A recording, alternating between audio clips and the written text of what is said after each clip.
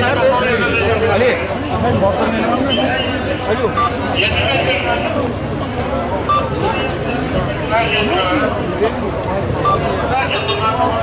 Bilmiyorum nerede.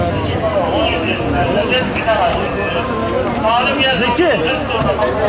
Abdullah aldınız mı Zeki? Beraber mi? Almışlar.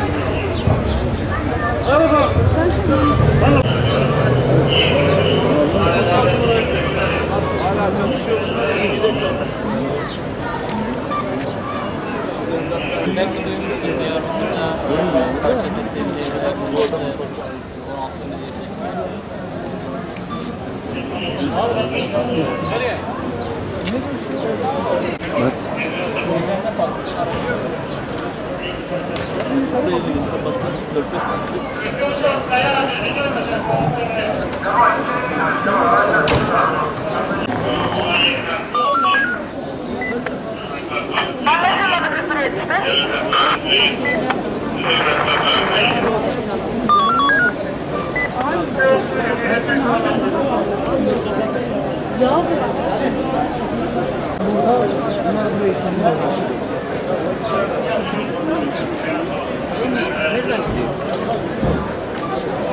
Mağdur ver, nasıl verdi?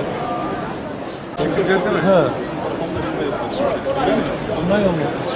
Şunay mı oldu? Kavşak. Evet. 10 yıl kavşaktan buraya kadar şunaydı. Bunu güzel. Çok öpüyorum. Yukarı Ahmet Bey'e mi? Gel.